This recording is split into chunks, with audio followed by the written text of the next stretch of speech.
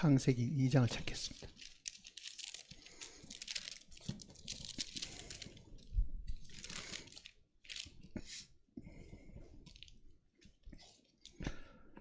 창세기 2장 20절부터 보겠습니다.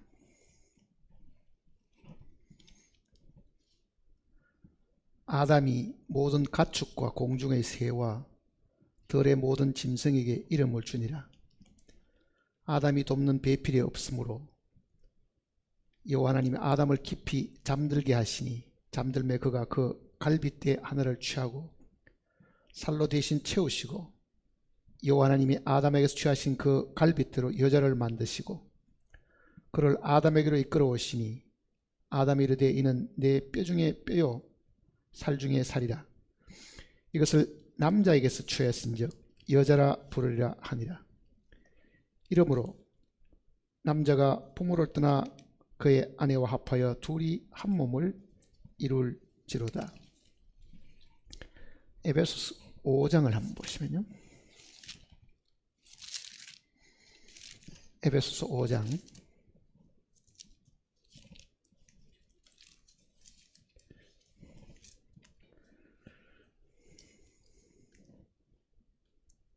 25절입니다.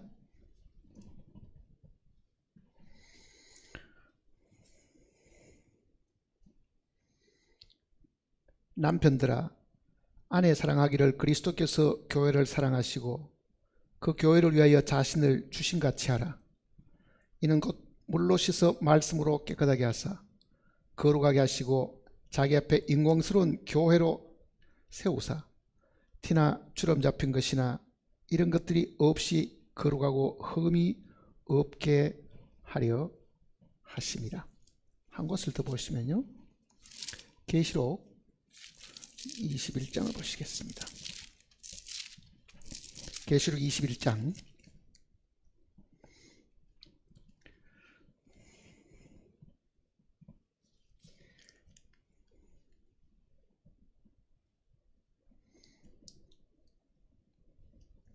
9절입니다. 21장 9절. 7 대접을 가지고 마지막 7 재앙을 담은 7 천사 중 하나가 나와서 내게 말하여 이르되 이리 오라. 내가 신부 곧 어린 양의 아내를 내게 보이리라 하고 성령으로 나를 데리고 크고 높은 산으로 올라가 하나님께로부터 하늘에서 내려오는 거룩한 성 예루살렘을 보이니 하나님의 영광이 있어 그 성의 빛이 지극히 귀한 보석 같고 벽옥과 수정과 같이 맑더라. 기도하십시다.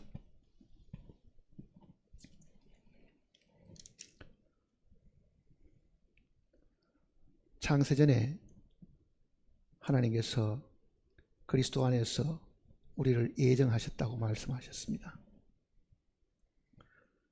하나님의 원대한 계획 속에 우리가 이미 들어 있었고 그 계획에 따라 주님을 이 땅에 보내셨고 주님의 죽으심과 부활하심을 통해서 우리를 이 땅에 다시 태어나게 하셨습니다. 참으로 우리는 이 영광스러운 반열에 들어선 하나님의 귀한 자녀들인데 이 세상을 살아가는 동안에 먹고 마시는 문제와 눈에 보이는 물질적인 것 때문에 이 영적인 영광이 다 가리워져 있고 저희들이 미처 발견하지 못하고 살 때가 많습니다. 그러나 하나님께서 거룩하신 말씀으로 저희들을 일깨워 주심으로 저희들이 잊고 있는 바를 다시 한번 회상하게 하시고 또 새로운 사실들을 우리에게 알려주심으로 우리의 마음과 생각을 땅에서 끌어서 하늘에 오르게 하심을 진심으로 감사를 드립니다. 잠시 잠깐 사는 이 세상에 우리의 마음과 생각이 빼앗기지 않도록 하시고 참으로 우리의 마음은 하늘에 가 있게 하시고 우리의 눈은 언제나 주님을 바라보게 하시고 우리의 귀는 언제나 주님의 입에서 나오는 그 음성을 들음으로 매일매일 살아가는데 부족함이 없도록 저희들을 지켜줄 것을 간구드립니다. 다시 말씀을 함께 읽고 묵상할 수 있는 기회를 주셨으니 성령께서 우리의 스승이 되셔서 우리가 미처 알지 못하고 깨닫지 못한 내용들을 밝혀 보여주시고 진리 가운데 인도해 줄 것을 간구드립니다. 마귀는 항상 우리 옆에서 우리를 넘어뜨리려고 하고 우리의 마음에 뿌려진 그 씨앗조차도 낚아채려고 항상 기회를 엿보고 있습니다. 주님이 우리를 지켜주지 않으면 우리는 모든 것을 상실한 자와 같이 될 수밖에 없으니 우리는 늘 주님께 모든 것을 부탁드리고 인도해 주시고 보호해 주시고 지켜줄 것을 간구드립니다. 각 심령의 소원을 주님께서 먼저 알고 계시오매 기도하는 마음을 주님께서 보시고 소원대로 모든 것을 하나님께로부터 얻을 수 있도록 도와주시옵소서. 우리를 죄악 가운데서 구원하신 주 예수님의 거룩하신 이름으로 간절히 기도드립니다.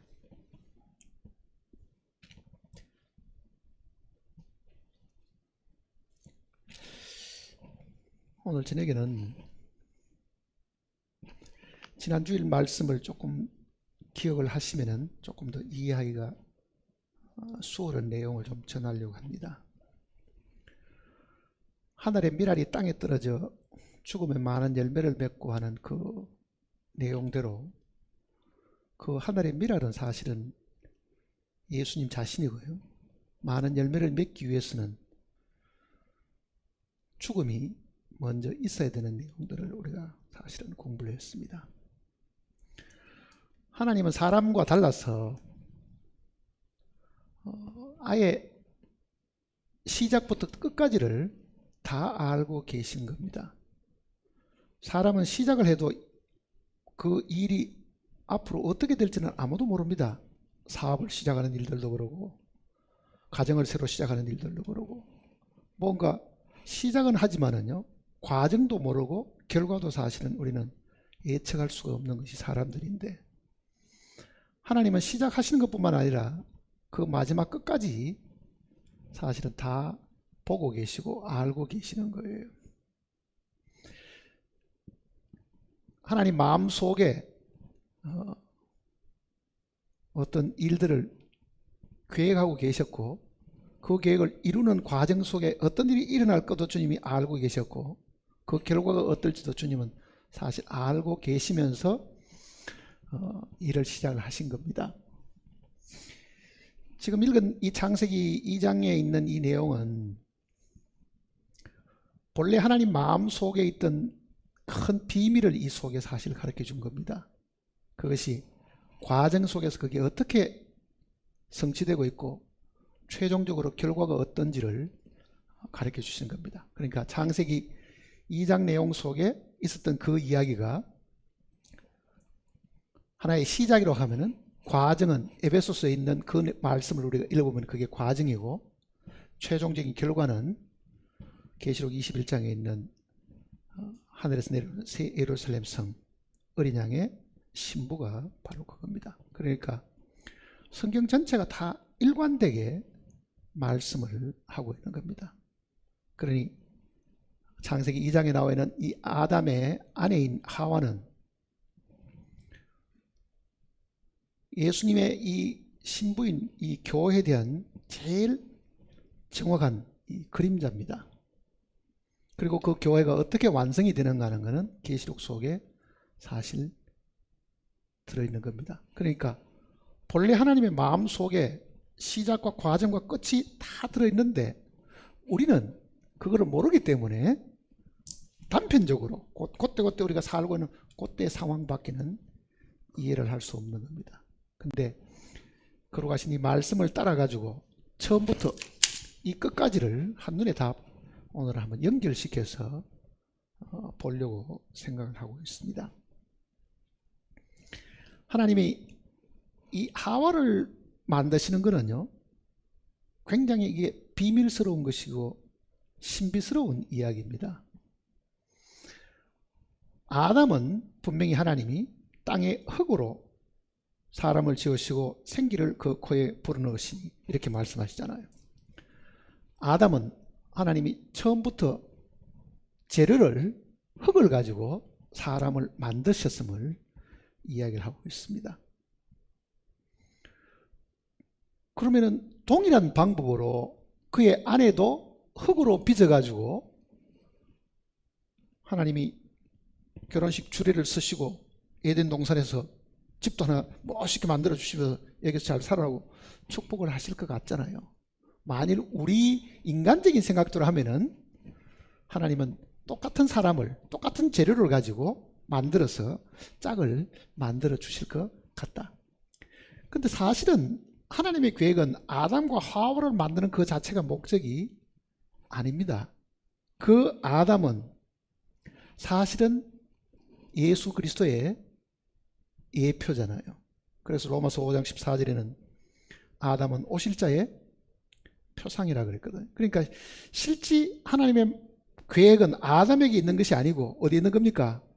하나님의 아들 예수 그리스도의 이 출생에서부터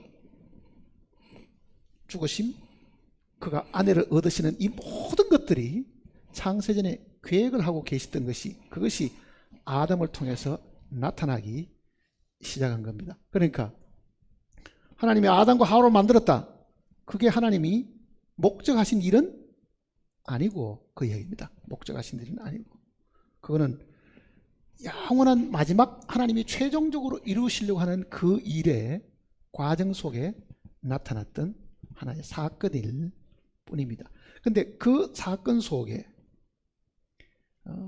하나님의 마음에 품은 그 뜻이 그 속에 사실은 다 나타나 있습니다. 그러니 우리는 성경을 단편적으로 한 부분만 이렇게 읽어보면요, 그게 무엇을 이야기하는지는 사실은 잘 모릅니다. 이게 퍼즐처럼 다 이렇게 짝을 맞추어 보면은 이 사건이 과정이 이러고 나중에 결과가 이렇게 된다고 말씀하셨구나, 이렇게 지금 사실은 알 수 있는 겁니다. 그러니 이게 지금 하와를 만드시는 이 과정이 하나님 마음속에 독생자 예수 그리스도의 아내를 만들어가는 그 과정을 미리 보여주신 겁니다. 그 아내라고 하는 이 인격은요, 오늘 우리가 말하는 교회를 두고 하는 이야기입니다.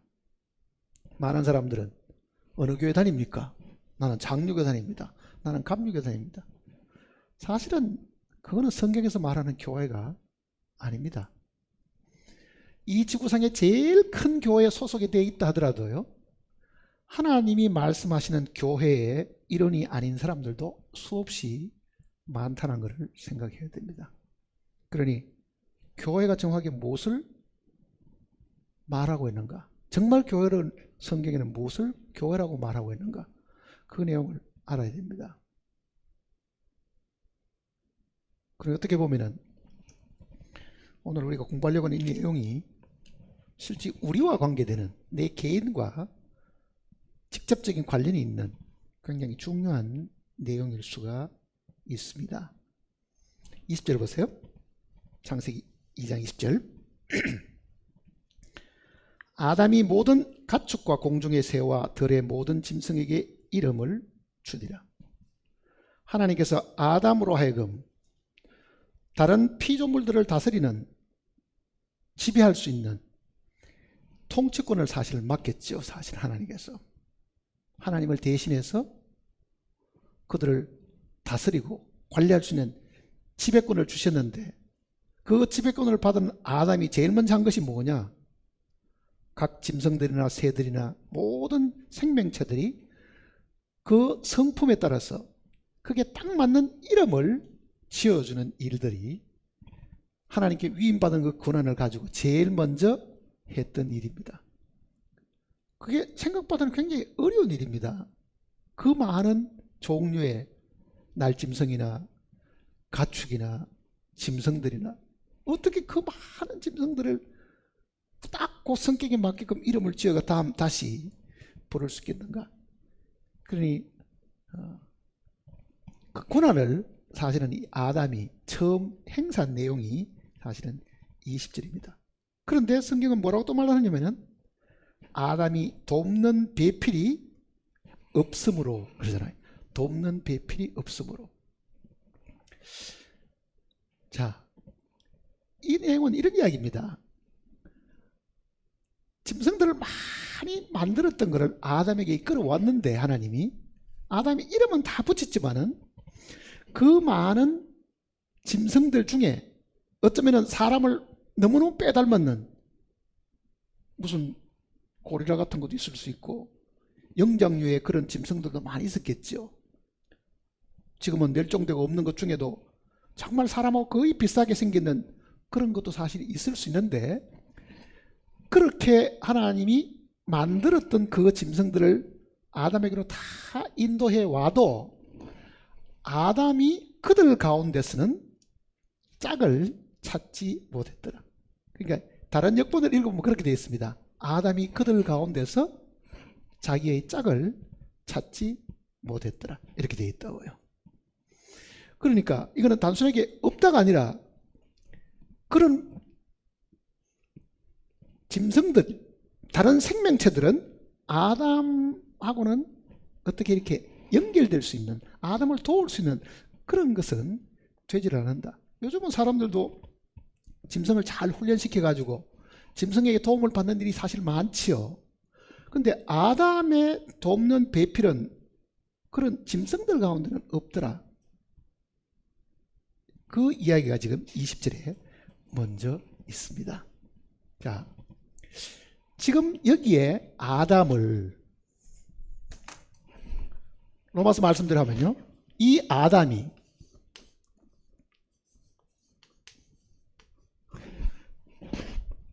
오실자의 표상, 오실자 누굽니까? 예수님이죠. 예수 그리스도의 표상, 예수 그리스도의 모형. 지금 성경은 예수 그리스도의 모형이라고 이야기했으니까요. 모델 같은. 자, 아담이 돕는 배필이 없었다 하는 말은 하나님의 아들이신 예수님에게도 뭐가 있어야 되겠어요?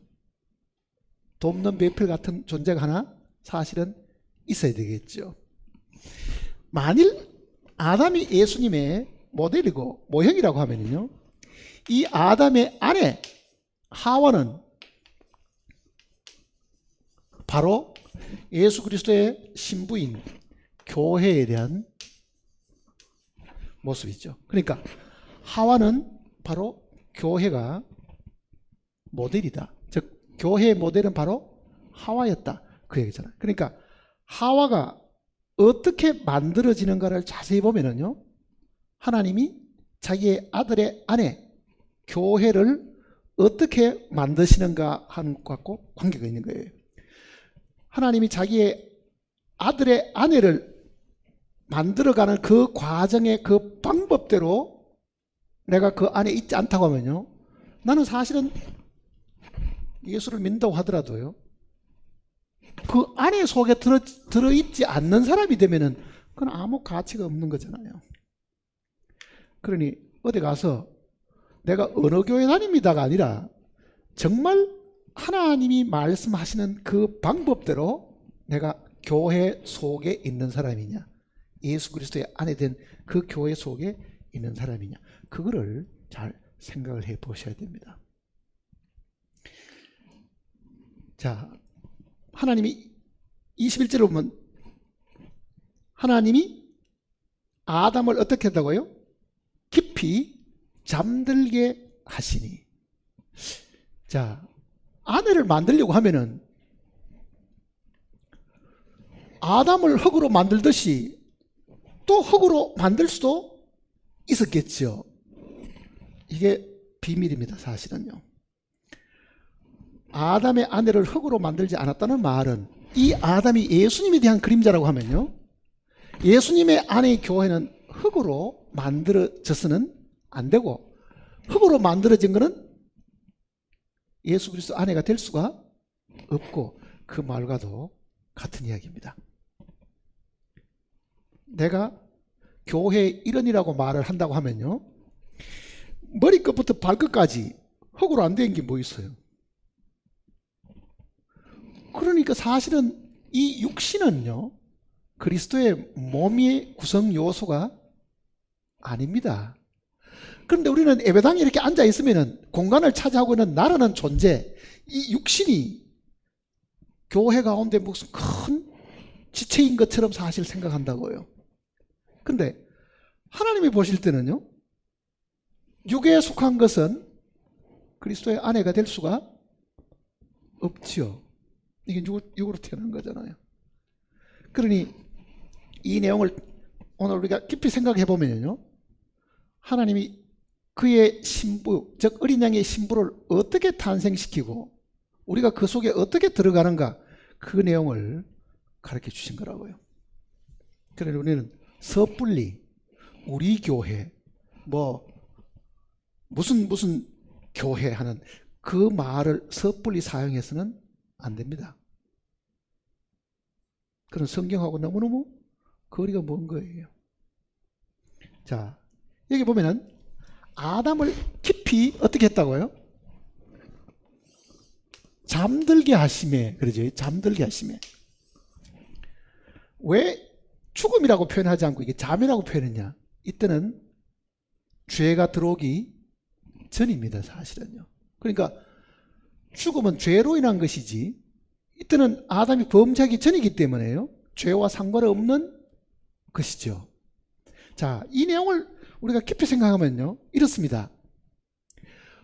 우리는 죄인이었다가 정말 죄를 씻음받고 어느 날 구원받아서 하나님의 자녀가 되었고 하나님의 교회의 지체가 되었다, 이렇게 말하잖아요. 그러니까 우리가 지금 느끼는 것은 뭐냐면은, 우리는 저 형편없는 죄 가운데 살던 사람이고 우리의 출생은 바로 죄인이었는데, 죄인이 어느 날 거듭나서 하나님의 교회의 일원이 되었다, 이렇게 생각하잖아요. 근데 본래 하나님은요, 이 어린 양의 신부를 죄와 관계가 없는 상황 속에서 계획을 하신 겁니다. 그러니까 아담의 아내는 아담이 죄 짓고 난 다음에 만들어진 게 아니고 죄 짓기 전에 만들어진 거예요. 그러니까 교회는 죄 짓고 난 다음에 하나님이 교회를 만들려고 한 게 아니라, 이 교회가 아직도 타락하기 전에, 쉽게 말하면 죄인들이 이 땅에 등장하기도 전에, 창세전에 하나님은 그 어린 양의 아내를 마음속에 계획하고 계신 거예요. 그러니까 교회는 본래는 죄와 상관이 없는 겁니다. 죄와 상관이 없는 거예요. 아담도 그때는 죄 짓지를 않았잖아요. 그렇게 보면은 하나님의 이 영원한 계획 속에 이 교회를 만들어야 되겠다는 거는요, 사람이 타락하고 관계가 없다는 것을 알잖아요.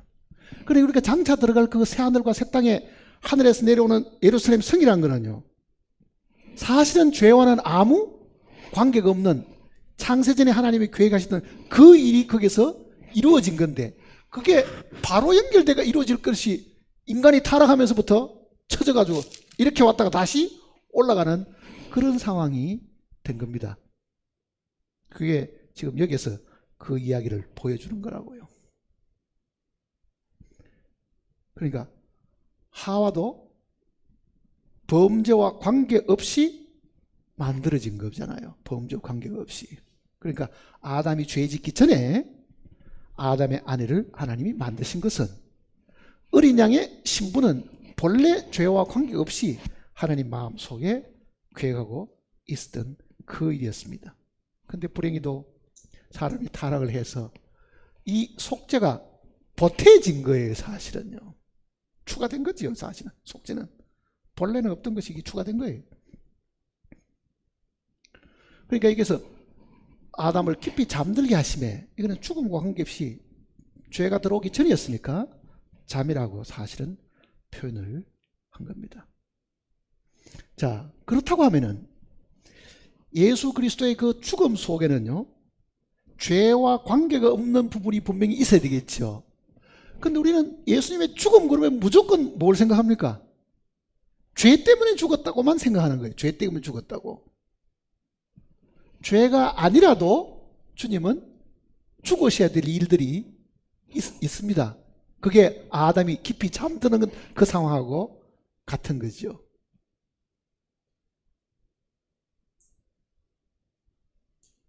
그게 예수님이 내가 하늘에서 내려온 미랄이다 하는 그 이야기 속에 들어있습니다. 미랄은 피와는 관계가 없잖아요. 그건 피 흘리는 게 아니거든요. 미랄이란 거는. 하늘의 미랄로 하늘에서 내려오셨는데 그 미랄이 그 안에 생명을 가지고 있는데 그 생명이 밖으로 드러나려고 하면 껍질이 깨어져야 되죠. 그러니까 그게 죽음이잖아요. 그런데 미랄은 죽었다고 해서 피 흘리는 것도 아니라고요. 그러니 예수님의 그 미랄에 대한 그 이야기는 본래 하나님이 인간이 타락하기 전에 가지고 계셨던 아내를 구하는 그 많은 생명을 낳아서 그 생명들을 하나로 연결시켜서 신부로 만드는 그 모습을 사실 보여주신 겁니다. 자, 여기 보면 21절입니다. 아담을 깊이 잠들게 하시니 잠들매 그가 그 갈빗대 하나를 취하고 살로 대신 채우시고. 자, 잠이 들었습니다. 아담은 지금 잠이 들었죠? 근데 이 아담에게서, 이 아담인데요, 이 아담에게서 이 옆구리에서 갈비뼈를 하나, 뼈를 지금 끄집어내었다 그러죠. 뼈를. 그러니까 이 뼈는 우리가 지금 성경에서 말하려고 하면 이게 뭐냐면은 이 뼈가 부활의 생명을 이야기하는 겁니다. 사실은요. 부활의 생명. 그러니까 예수님 안에 생명이 들어있는데, 그렇죠? 예수님이 하늘에서 내려오실 때는 하늘의 미랄로 오셨는데 그 미랄 속에 생명이 들어있는데 그 생명을 끄집어내려고 하면 죽음을 겪어야 될 부분이 있죠. 자, 아담이 잠이 드는 것하고 예수님이 죽으신 것하고 같은 겁니다. 사실은요.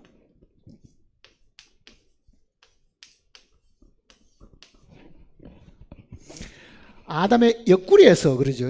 옆구리에서 마찬가지로 예수님의 옆구리에서 피와 물이 쏟아졌잖아요. 피와 물이 쏟아졌.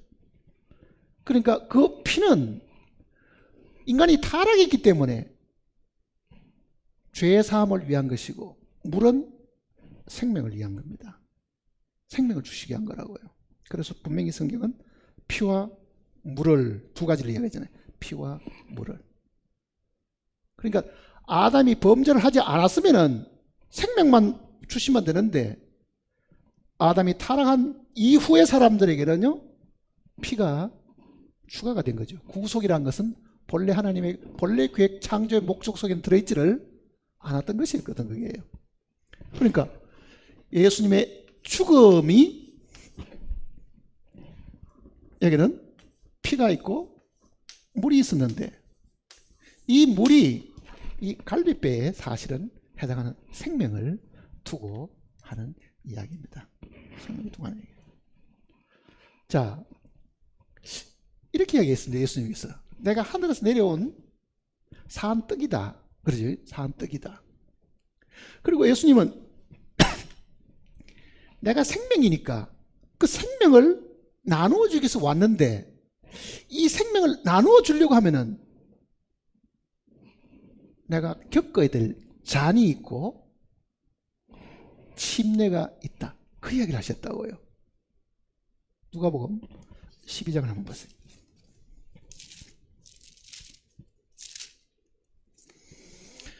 12장 49절입니다. 12장 49절.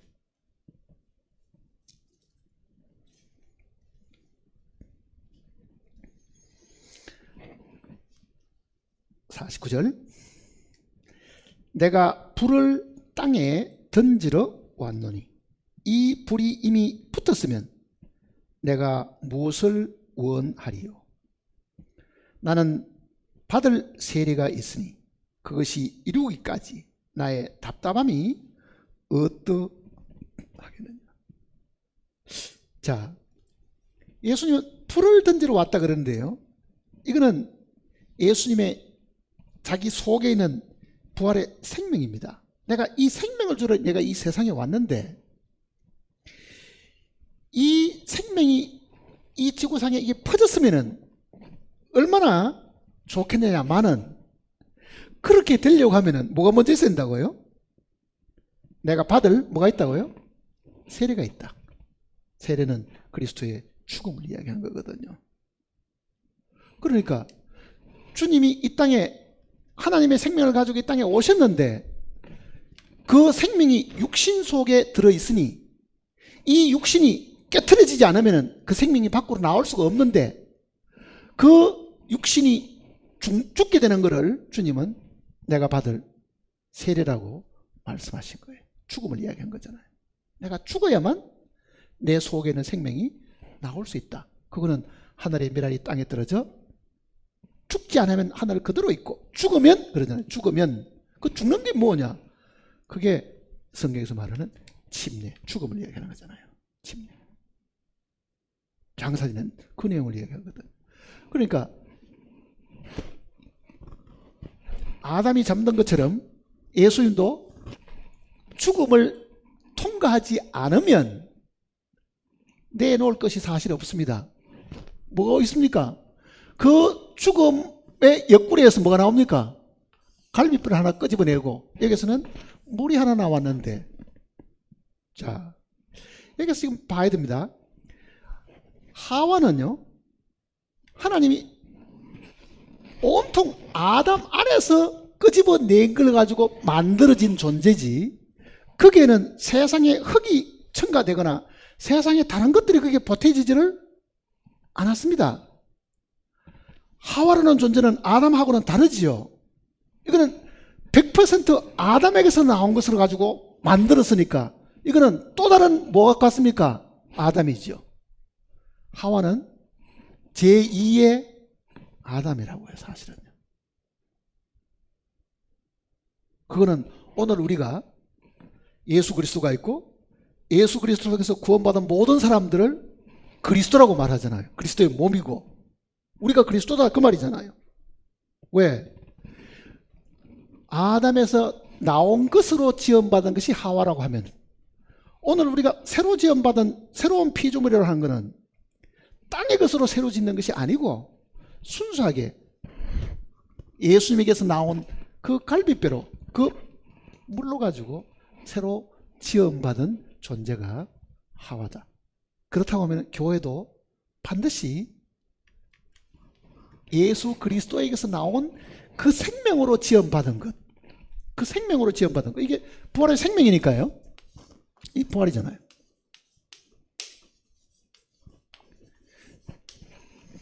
부활의 생명으로 다시 태어난 것. 자, 예수님이 부활하셨을 때 하나님이 뭐라고 말씀하셨어요? 시편은 이거를 미리 이렇게 이야기했습니다. 시편 2편 한번 보세요. 시편 2편.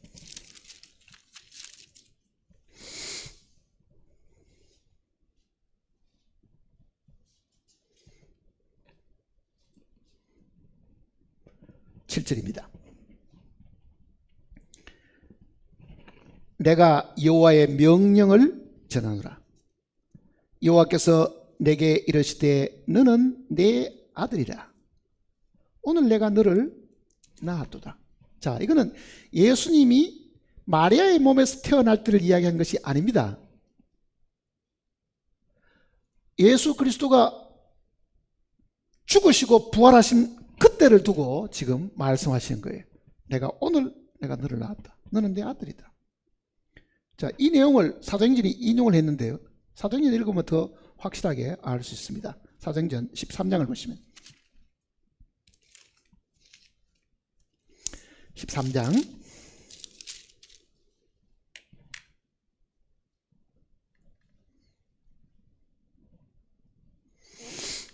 33절입니다. 13장 33절. 곧 하나님이 예수를 일으키사 우리 자녀들에게 이 약속을 이루게 하셨다 함이라. 시편 둘째 편에 기록한 바와 같이 너는 내 아들이라 오늘 내가 너를 낳았다 하셨고, 또 하나님께서 죽은 자 가운데서 그를 일으키사 다시 썩음을 당하지 않게 하실 것을 가르쳐 이르시되 내가 다윗의 거룩하고 미쁜 은사를 너에게 주리라. 자, 죽은 자 가운데서 일으킴을 받은 그를 두고 너는 내 아들이다, 이렇게 이야기한 겁니다. 그러니까 육신을 가지고 이 땅에 오셨는데 이 육신에 속한 것을 두고 예수님이 너는 내 아들이라고 부른 게 아니고, 육신을 벗어버린, 다시 썩지 않는 그 부활의 생명을 가지고 다시 태어난 그 예수 그리스도를 두고 너는 내 아들이다, 이렇게 한 거죠. 너는 내 아들이다. 자, 그러면 보세요. 예수님이 부활하시는 그날 하나님은 내가 오늘 너를 낳았다, 너는 내 아들이다. 그러면 우리는 언제 아들 되겠어요? 우리는 언제 하나님 아들 됩니까? 우리도 사실은 그날 되는 거예요. 주님이 부활하신 그날 주님 안에 우리가 사실은 들어있었죠. 부활하신 이 주님이 어떻게 바뀌시느냐? 첫사람 아담은 산 영이 되었다 함과 같이 마지막 아담은 살려주는 영이 되셨나니, 생명을 주시는 영이 되셨나니, 부활하지 말자 그는 우리에게 생명을 나누어 주시는 영이 되셨다, 그 얘기잖아요. 그 생명을 나누어 주는 영이 되는 그날 우리도 생명을 나누어 받았으면은 우리도 주님이 부활하신 그날 하나님의 아들이 된 거죠. 너는 내 아들이다, 내가 오늘을 낳았다. 그게 예수님만 두고 하는 이야기가 아닙니다. 그 부활 속에 있었던 우리에게도요, 너는 내 아들이다, 내가 오늘을 낳았다, 이렇게 말씀하시는 거죠. 그러니 거듭남이라는 것은 내가 용을 써가지고 거듭날 수 있는 것이 아닙니다. 사람이 스스로 자기 힘으로 태어날 수가 없다고 제가 이야기 드리잖아요. 그런데 오늘 우리가 거듭나는 것은 이미 주님 안에 들어있던 우리가 주님과 더불어 부활을 하게 되었으니까 그 예수님을 두고 내가 너를 낳았다고 하실 그때에 우리도 그 속에 있었으니까 나도 동일하게 하나님의 아들이 되었지요. 그 사실을 기록한 이 말씀을 통해 가지고 나는 주님의 생명이 내 안에 주어졌음을, 왜? 그는 부활하자마자 생명 주는 영이 되셨기 때문에 그 생명을 나누어 가진 겁니다. 같은 거잖아요. 이거는 굉장히 놀라운 이야기입니다. 히브리서 2장을 보세요.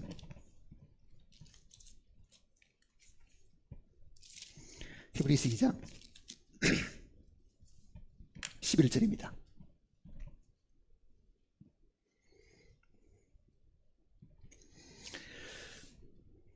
11절. 거룩하게 하시는 이와 거룩하게 함을 입은 자들이 다 한 근원에서, 한 분에게서, 그 말입니다. 다 한 분에게서, 즉 하나님께로부터, 그 말입니다. 난지라 그러므로 형제라 부르시기를 부끄러워 아니하시고 내가 주의 이름을 내 형제들에게 선포하고 내가 주를 교회 중에서 선포하라. 자, 형제들은 연합을 이루면 교회가 됩니다. 그렇죠? 그러니 거룩하게 하시는 분과 거룩하게 입은 사람들이 다 동일한 하나님께로부터 나왔으니까 예수님도 부활하시고 난 다음에 그 제자들을 더 이상 제자라고 부르지 않고 내 형제들에게 가서 그렇게 하게 되는, 내 형제들에게 가서. 그러니 구원 받을 때는 우리가 개별적으로 하나님의 자녀가 되지만은 이 하나님의 자녀가 하나로 보면은 그게 교회가 되고 주님의 신부가 되는 겁니다. 사실은요. 신부가 되는 거잖아요. 그 신부는 개인을 두고 하는 이야기가 아닙니다. 이거는 단체적인 의미를 가지고 있는 거예요. 신부는. 아들 되는 것은 개인의 의미가 있고, 그렇죠. 자, 그러면은 아담에게서 나온 이 갈비뼈로 만들어 가지고 아담도 이제 잠이 깼겠죠. 하나님이 또 하나의 아담을 먼저 아담에게 데려왔습니다. 그때 장면 한번 보세요. 뭐라고 이야기하는지를. 창세기 2장을 다시 보시면요. 22절입니다.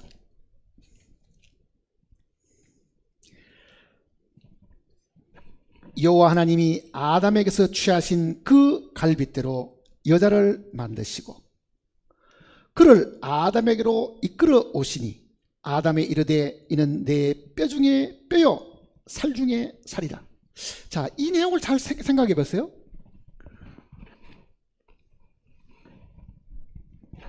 이 아담입니다. 하와를 데려왔습니다. 이제 하와를 데려왔습니다. 아담이 이 하와 보고 하는 말이 이는 내 뼈 중에 뼈요. 그래서 내 뼈 중에 뼈요. 이거는 내 생명으로 만들어진 존재다. 그 뜻입니다.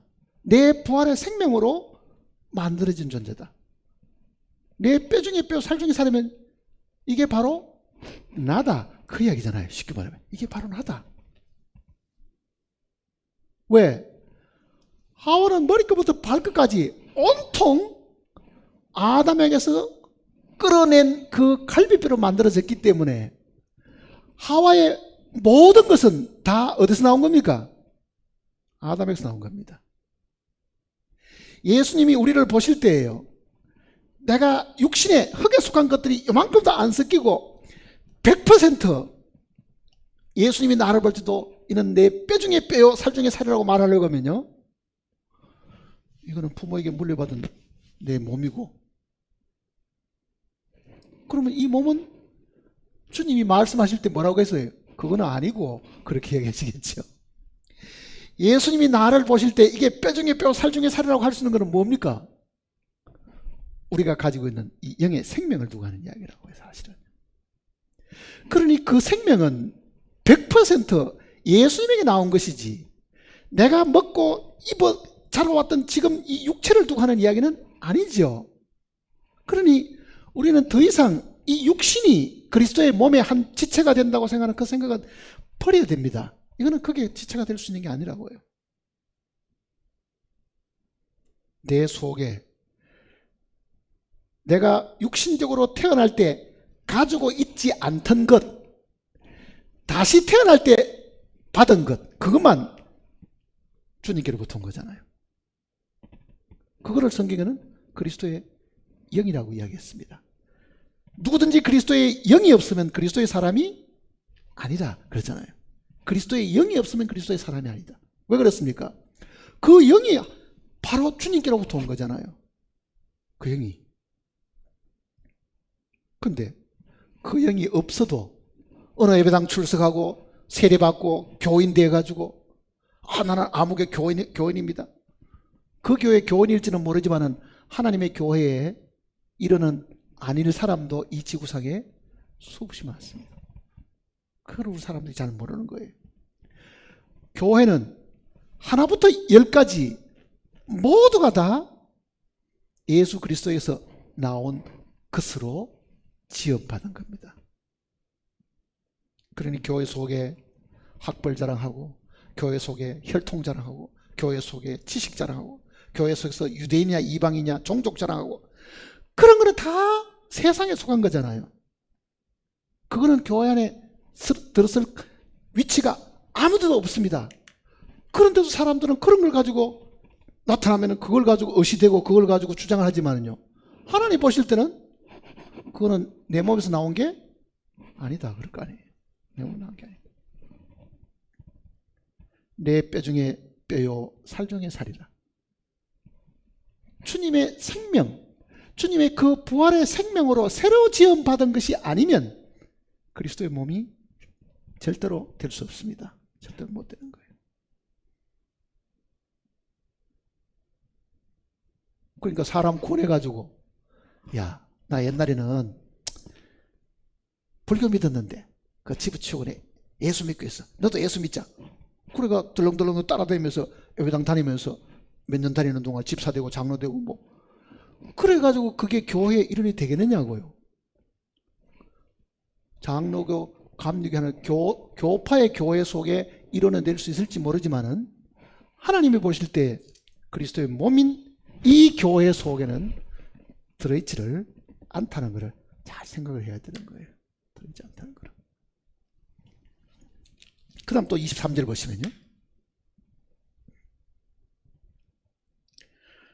22절에 그 갈빗배로 여자를 만드시고 그를 아담에게로 이끌어 오시니. 이거는 장차 교회가 휴거돼 가지고 저 공중에 재림하시는 주님 앞에 우리가 다 서게 되어가 우리를 땅에서 끌어가지고 어디까지 옵니까? 주님이 공중에 와 계시는 거기에 우리를 데려오는 겁니다. 사실은요. 데려오는 거예요. 왜? 휴거되면은 공중에서 어린 양의 혼인잔치가 있기 때문에 그렇습니다. 공중에서 어린 양 혼인잔치. 그 잔치가 끝이 나고 그 다음에 이 땅에 재림하는 거예요. 그게 천년왕국의 시작이거든요. 그러면은 하나님이 하와를 데리고 오지요. 지금 이 장면을 이 기독교인들이 잘 생각을 한 거예요. 그러니까 본래 성경이 백인들 사회에 먼저 전해졌고 야벳의 후손들이 이 성경을 먼저 받아들여 가지고 복을 받았는데 그들은 이 내용을 보고 결혼식을 생각해낸 겁니다. 사실은 결혼식이 어떻게 합니까? 신랑은 주례 앞에 서 있고, 그렇죠? 신부 아버지가 데리고 한참 끌고 와가지고 이렇게 세워주지요. 그게 다 성경에서 그 원리를 배운 거예요. 사실은요. 성경에서.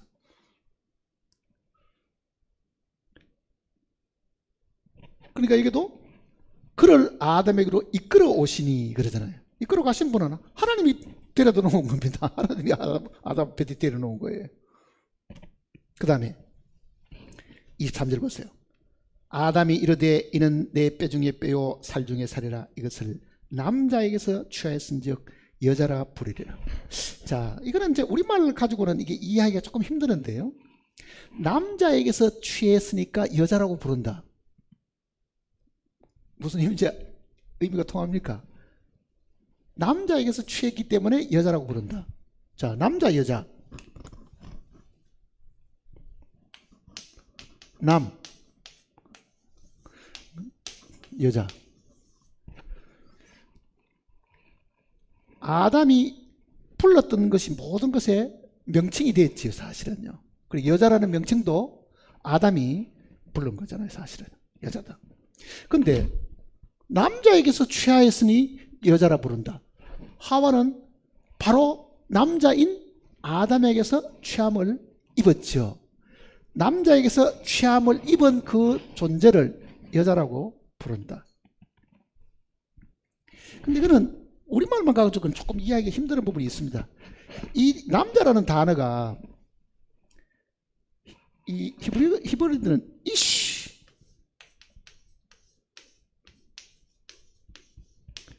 남자를 이쉬 이렇게 부른대요. 남자.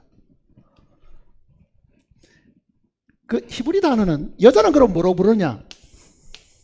여자.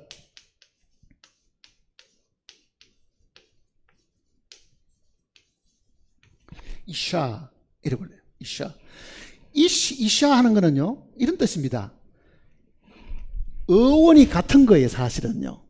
어원이. 이게 어원이 같은 단어인데 남자는 이시, 여자는 이샤라는 거는 요 이샤라는 거는 요 이시에서 파생돼 나온 단어지요. 여기서 나온 단어거든요. 어원 자체가 여기 있었으니까. 그러니까 아담의 아내는 아담에게서 나왔다. 그 내용을 이야기하려고 하는 겁니다. 그 남자가 처음에 남자는 남자라고 안 불렀겠죠. 뭐로 불렀겠어요? 사람이라고 불렀습니다. 우리가 우리의 형상대로 사람을 만들고 그러잖아요. 그러니까 이 사람이라는 단어가 영어에도 이 단어를 쓰는데요. 이 단어가 사람이란 단어도 되고 또 뭐 있어요? 남자도 되지요. 남자 된다고요. 그러니까 하와가 있기 전에는 우리가 우리의 형상대로 사람을 만들고 아담을 만들었습니다. 그 아담이 여자가 나타나니까 뭐가 됐어요? 남자가 된 겁니다. 사실은 혼자 있을 때는 남자 여자 구분이 있을 필요가 없지요. 그러니까 아담이 하는 말이 이거를 본래 사람인 나에게서부터 출발했으니 이거를 그 나라는 그 남자를 사람인데 여기에서부터 나왔으니 이거를 같은 어원에 있는 이샤 이렇게 불렀다. 그는 같은 것이다 그 얘기입니다. 한 단어에서 파생되던 것처럼 여자는 남자에게서 나온 것이다. 이렇게 우리에게 가르쳐 주는 겁니다. 자, 그럼 보세요. 그리스도의 아내는 반드시 그리스도에게서 나온 것이라야만 그리스도의 아내가 될 수 있다. 그 얘기잖아요. 그리스도에게서 나온 것이라야만 그리스도. 그러니까 여자는 남자에게서 나왔으니까 이 여자가 이 남자의 배필이 되는 거잖아요. 그렇다고 하면은 그리스도에서 나온 것만 그리스도의 아내가 될 수 있다. 이게 성경의 비밀입니다. 그리스도에 나온 것. 그러니까 우리가 생명이 있다, 구원을 받았다, 나는 이제 영생이 있다고 말하려고 하면요, 이거는 내가 가진 그 생명은 100% 어디서 나온 거야 됩니까? 그리스도에게서 나온 것입니다.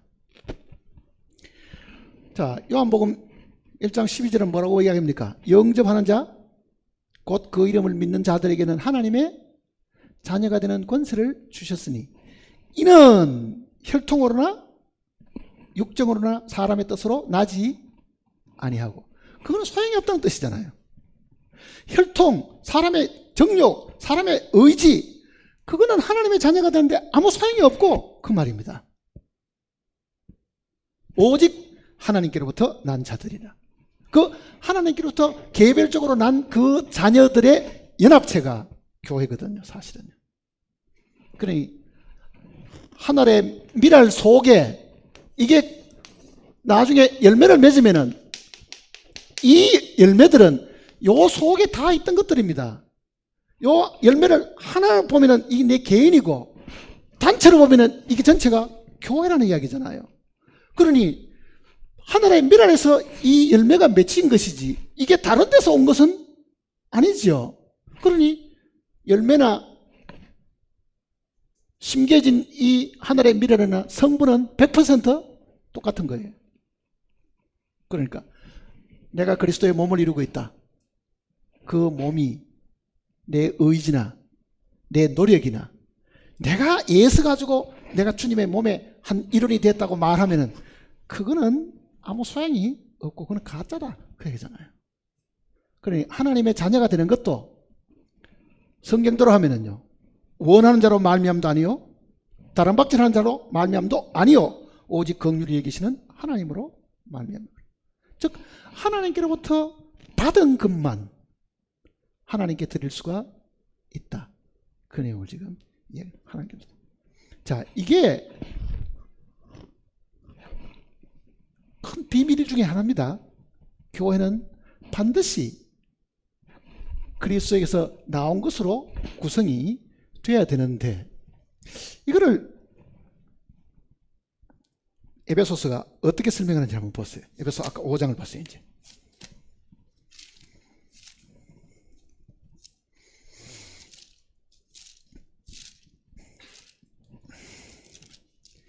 에베소 5장 25절을 보시면요,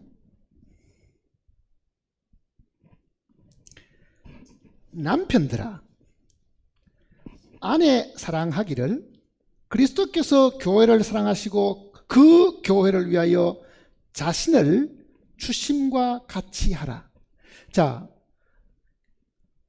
이 땅에 있는 모든 남편 된 사람들에게 하나님이 하시는 말씀은 이 남편의 위치는 바로 주님의 위치라고 하면 그 주님이 아내 되는 교회를 위해가 무엇을 어떻게 하시는가를 잘 보고 배우라는 이야기입니다.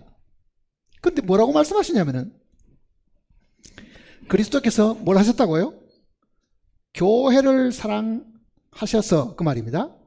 그 교회를 위하여 자신을 주셨다. 자신의 생명을 주셨다. 그거는 십자가에 이루어진 일이잖아요. 지금 예수님이 십자가에 달려 돌아가실 때는 그저 죽으신 게 아니고 교회를 탄생시키기 위해서 교회를 위해서 주신 것이다. 그 이야기입니다.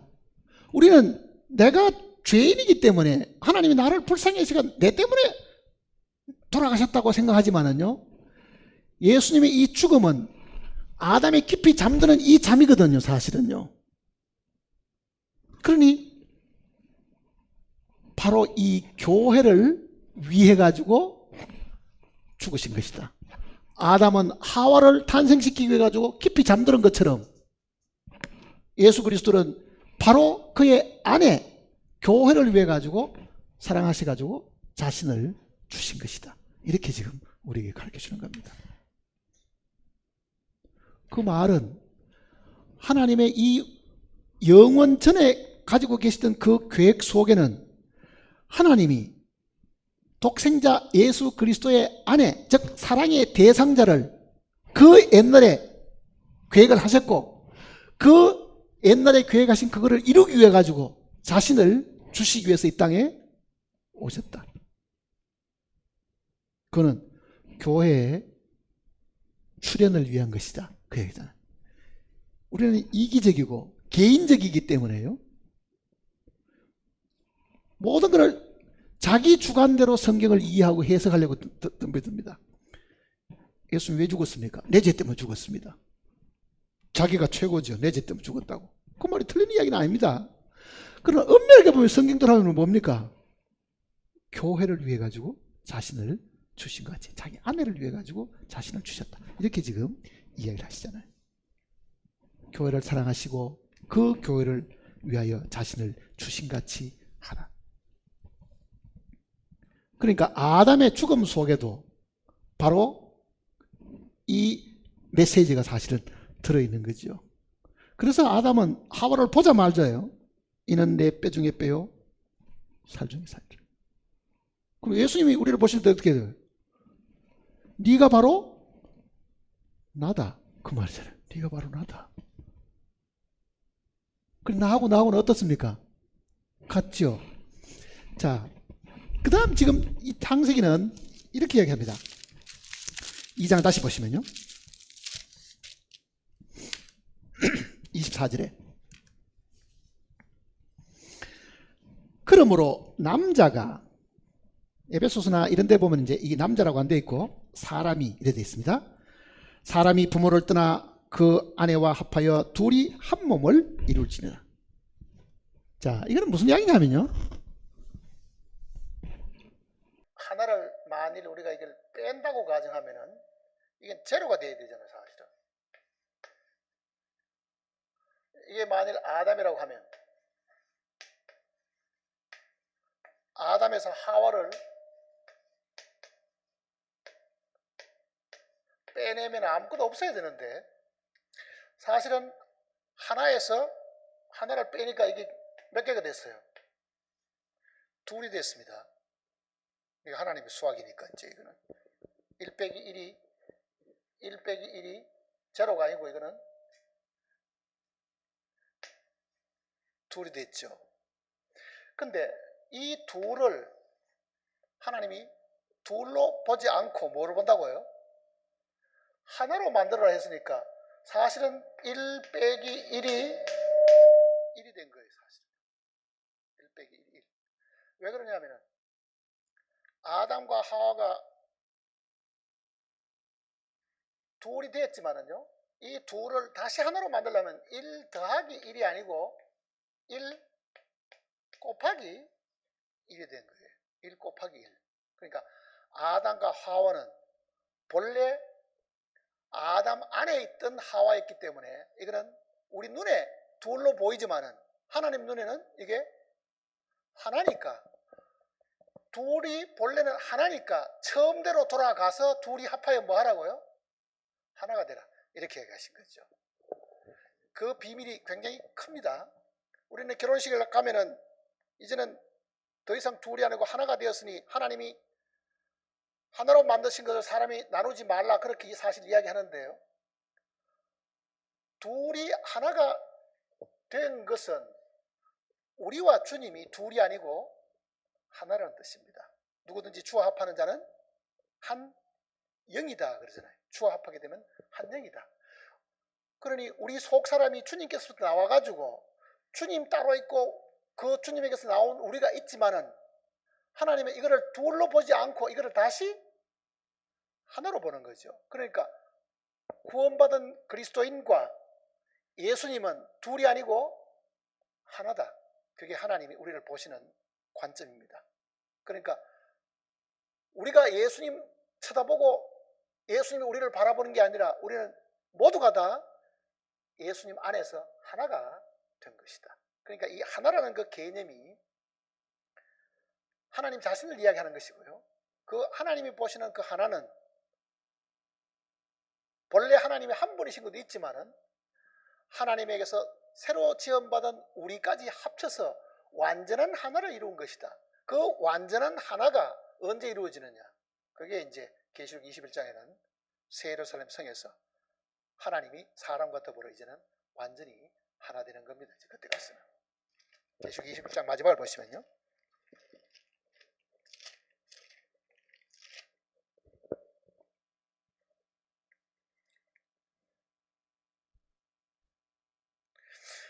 (21장)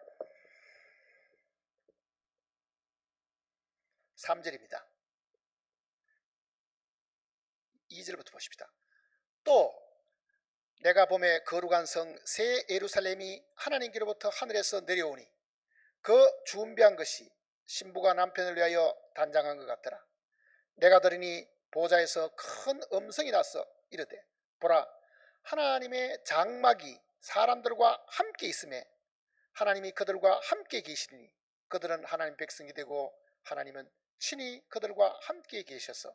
자, 하나님과 사람이 지금도 분리되어 있는데요, 이제는 이 새 예루살렘 성에서는 나누어지지 않는 완전한 하나가 되는 거예요. 이게 본래 창세전에 하나님이 꿈을 꾸고 계셨던 원대한 비밀의 완성이 바로 여기에 있는 겁니다. 그러니까 새 예루살렘 성은 하나님과 사람이 함께 거하는 성이기도 하고 신부이기도 하고 하나로 이루어진 연합체가 바로 새 예루살렘 성이다, 그 얘기입니다. 그러니까 창세기 1장과 2장 속에 하나님이 계획하셨던 것이 계시록 21장과 22장 이 내용 속에 완성이 된 것을 지금 우리가 읽고 있는 겁니다. 사실은 그 과정 속에 우리가 있죠. 우리는 아직도 새 예루살렘 성에 이르지 못했지만은 이제는 그 새 예루살렘 향해서 지금 나아가는 그 과정 속에 살고 있는 사람들인데, 하나님이 보실 때는 이미 우리는 영 안에서 하나가 되어 있죠. 그리스도와 우리가 하나가 되어 있는 거잖아요. 그러니 주님 따로 우리 따로 아는 게 아니고 주님과 우리가 온전한 하나를 이루어 주셨다. 그러니 내가 너희 안에 너희가 내 안에 하듯이 이제는 우리가 하나인 것 같이 저희도 우리 안에서 하나가 되게 해 주십시오 하는 그 예수님의 기도가 바로 그 내용입니다. 우리는 하나님과 둘이 될 수 있는 것이 아닙니다. 그거를 아담 하와 속에서 가르쳐 주셨고 마지막에 요한계시록 속에서는 이 완전한 하나가 이루어지는 것이다. 그리고 오늘 우리는 뭘 해야 되느냐? 우리는 실제 이제 그리스도의 영을 가진 사람들을 알아보는 것이 그 중요한 겁니다. 사실은요. 우리 교회에 나오는 교인들을 알아보는 게 중요한 게 아니라 정말 주님께로부터 생명을 받아가지고 여기에 지금 열매를 맺어 있는 이 미랄처럼요, 미랄들이 많을 거 아니에요. 사실은요. 미랄들이 많죠. 그러나 이 개개인의 미랄들은 하나님께 드리지를 않습니다. 생명을 얻었지만 미랄을 그대로 먹지도 않지요. 미랄은 어떻게 합니까? 다 부수어 가지고 뭘 해야 돼요? 빵을 만들어 사람이 먹을 수 있는 것이 다시 됩니다. 빵을 만들었잖아요. 구원받은 한 사람 한 사람이 하나님께 드려지는 게 아니라 그 사람들이 전부 다 갈아져서 한 덩어리의 떡이 되어 가지고 하나님께 드려지는 것, 그게 하나님이 우리를 향하신 뜻이라고요. 문제는 우리는 잘 가루가 되기를 싫어하는 거죠. 사실은 싫어하잖아요. 그러니까 자문의 말씀처럼 절구에다가, 이게 절구라고 한번 생각해 보세요. 공이를 넣어가 찢습니다. 여기 지금 미랄들이 소복하게 들어있습니다. 이 공에 해당하는 것은요, 그리스도인들의 이 집합체들입니다. 지역 교회든지 이 땅에 있는 교회들이, 이 속에 정말로 구원받은 사람이 많이 있다고 하면은 하나님은 이 사람들을 가루로 만들기 위해 가지고 뭘 하시겠어요? 빻아야 되겠죠. 그 빻는 일들이 우리의 환경 속에 어려움일 수도 있고, 개인이 겪는 여러 가지 질병일 수도 있고, 고통이고 괴로움일 수도 있고, 갑작스럽게 사람이 죽는 그런 어떤 일이 있을 수 있고, 많은 일들이 있는데 그런 환경에 어려움을 주셔가지고 우리로 하여금 처음에는 이 껍질을 벗게 되는 거죠. 껍질을 벗게 되는 거예요. 미랄이 처음에는 껍질이 먼저 벗겨져야 됩니다. 우리는 그것도 제대로 벗김을 당하지 않으려고 뒤로 빼는 사람들이라고요. 자기가 드러나는 것 싫어하고, 자기의 부끄러움이 남에게 노출되는 걸 싫어하고, 감추려고 들고. 근데 성경은 바울은 자기의 연약함을 자랑하는 사람이 되어야 되는데, 바울처럼 우리는 누가 자기의 비밀을 알까 싶어서 굉장히 신경 쓰고 두려워합니다. 자기의 어떤 약점을 누가 물고 늘어질까 싶어 그걸 그렇게 두려워한다고요. 그러나 바울은 어느 날 내 은혜가 네게 족하다는 그 말씀 때문에 오히려 자기의 연약한 거를 자랑할 수 있는 사람들이, 그 사람이 껍질이 벗겨진 사람이라고. 사실은요, 껍질이 벗겨진 게 아니라 이 공이를 내리치게 되면은 이 공의 압력보다는 이 압력으로 인해 가지고 요 밀들 자기들끼리 부딪히죠. 밀들 자기들끼리 부딪히면서 2분의 1, 4분의 1로 자꾸 깨집니다. 또 한번 치면 또 깨지고 또 한번 치면 깨지고, 나중에는 다 고운 가루가 되어버리면은, 가루를 이만큼 그릇에 담아 놓으면요, 이 중에 요만큼은 나다 찾아낼 수 있어요, 없어요? 못 찾아냅니다. 못 찾아낸다고요. 이 가루 중에 어느 부분이 자기 부분인지 알겠어요. 그런데도 이 가루가 되어버리면은 이거는 그 다음에는 떡이 만들어질 수 있는 단계잖아요. 떡이 만들어져요. 그러니까 이 절기 속에도 보면은 오순절 절기는 두 개의 떡덩이를 하나님께 드리는 것이 나오거든요. 오순절에는 그 떡덩이가 되어 하나님께 드려지는데, 우리는 밀로 남아있지 가루가 되기를 사실은 싫어하는 겁니다. 밀로 남아있지. 그럼 다 가루가 되면 어떻게 되느냐? 개인주의라는 게 사실 없겠죠. 여기 내 것이다 게 없어질 거 아니에요. 그러면은 모두가 다 우리라는 개념이 강하지 나라는 개념은 사라지죠. 이거는 내가 한 게 아니다. 이거는 우리가 한 거다. 우리 가운데 역사하시는 성령이 하신 것이다. 이렇게 되지. 그래, 내가 그때 잠도 안 자고 그거를 그렇게 열심히 했더니 그래, 그걸 우리가 마음에 뿌듯하게 생각하고 있다고 하면은 아직도 가루가 덜 된 겁니다. 사실은 하고 난 이후에도 이거는 내가 한 것이 아니다. 이거는 정말 연합을 이루어서 한 것이 절대로 내가 한 것이 아니다. 그렇게 하나님 앞에 이제 배워가면 정말 주님 앞에 섰을 때 우리는 영광스러운 칭찬도 사실은 받게 될 겁니다. 그리고 교회는 건물도 아니고 교단도 아니고 교파도 아니고 100% 구원받은 사람들이잖아요. 그러니 초대교회 당시에는 이와 같은 건물이 있었던 것도 아니고 어느 가정에서 모이거나 뭐 덜에 나가서 모이거나 확실하게 하나님의 생명을 가진 사람이 여기저기 다니면서 모임을 사실 가졌던 것뿐이라고요. 그런데 사람들 말할 때 우리 교회 한번 가볼래? 얼마나 잘 지은지 알아? 그런 거 자랑하잖아요. 사실은 그 사람들은 이 성경의 교회 원리에 대한 것에 대해서 무지해서 사실 그렇습니다. 고린도전서 16장을 보시면요.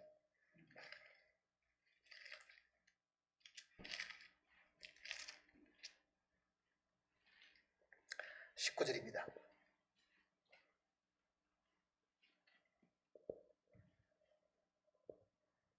16장 19절. 아시아의 교회들이 너희에게 무난하고 아굴라와 브리스가와 그 집에 있는 교회가. 아굴라와 브리스가는 바울과 더불어 이 장막을 치는 그 생업을 같이 했던 사람인데요.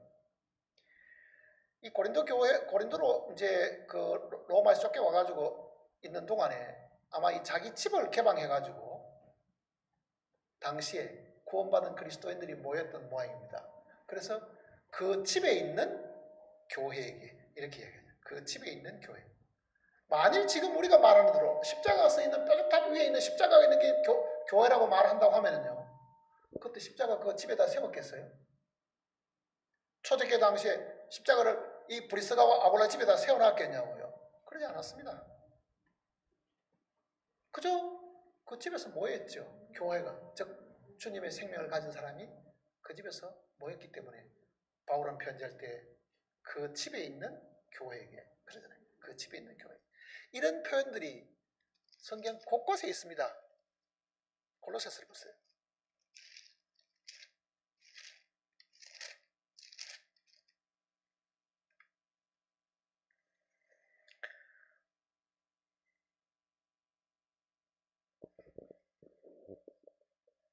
골로새서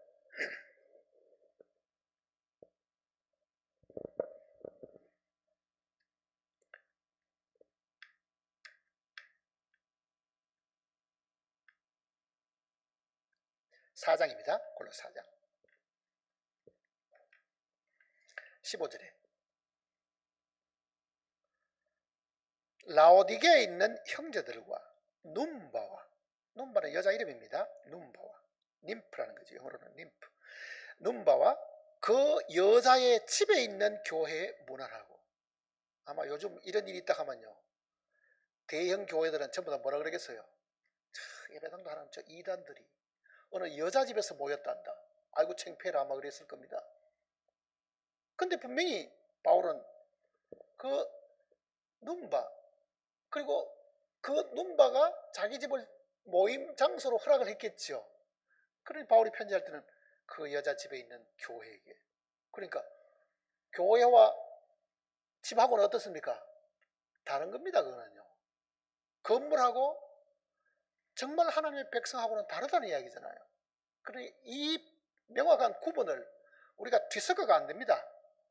우리는 분명히 성경대로 건물도 교회가 아니고 교파도 교회가 아니다. 이거는 그리스도의 영을 가진 사람, 그리스도의 생명을 가진 사람의 집합체고, 이거는 그리스도에게서 나온 사람들을 성경이 교회라고 불렀고, 그것이 장차 그리스도의 신부가 되는 사람들이다.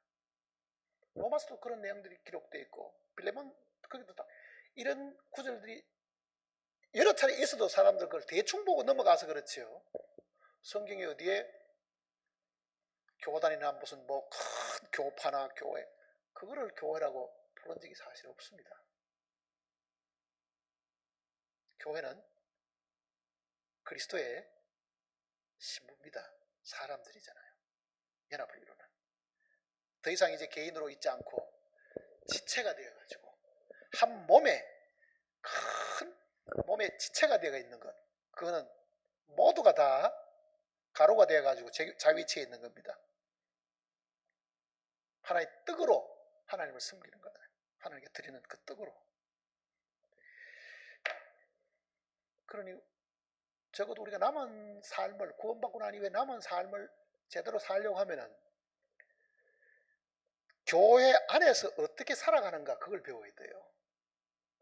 개인이 구원을 받은 것은 좁은 문으로 들어서는 일이고요. 그 좁은 문을 들어서서 좁은 길로 가려고 하면은 정말 신앙생활을 해야 되는데 그 신앙생활이 좁은 길이에요. 그것도. 그건 쉬운 길이 아니거든요. 그게 가루가 되어서 한 몸이 되는 것을 배우는 거라고요. 한 몸이 되는, 완전한 하나의 몸이. 그거는 마음 많은 사람끼리 뭐 서로 뜻이 맞았다 그런 의미가 아닙니다. 정말 몸으로서의 신앙생활은요 굉장히 어려운 겁니다.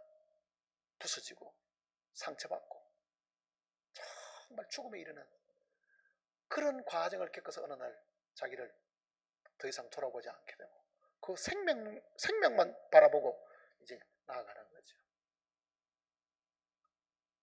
그러니 구원받기보다는 구원받고 난 이후에 살아가는 것이 훨씬 더 어렵습니다. 힘든 일이에요. 기도하십니다.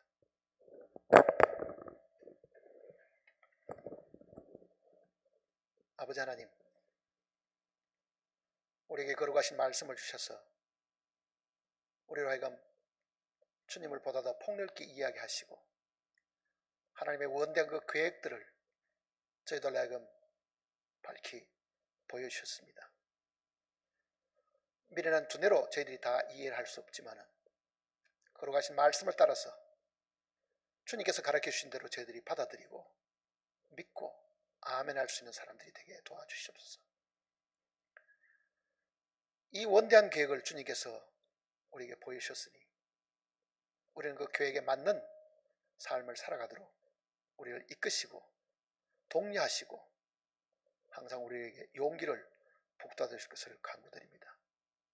혹시 이 시간에도 마음의 상처를 입고 마음의 여러 가지 어려움과 시련 가운데서 싸움을 하고 있는 영혼들이 있으면 주여 이 모든 과정이 우리가 부서지고 깨어지고 가루가 되는 과정임을 인식할 수 있도록 도와주시옵소서. 주님 앞에 설 때에 정말 더 이상 이제는 내가 아니요 내 속에 그리스도께서 하셨다는 그 간증을 저희들이 할 수 있도록 주님께서 우리를 가르쳐 주시옵소서. 우리의 매일매일 생활 속에서 주님이 영광을 받으셨고 우리 모두가 매일 생활 속에서도 주님으로 인해서 기뻐하고 즐거워하는 저희들이 되게 도와주시옵소서. 예수님의 거룩하신 이름으로 간절히 기도드립니다.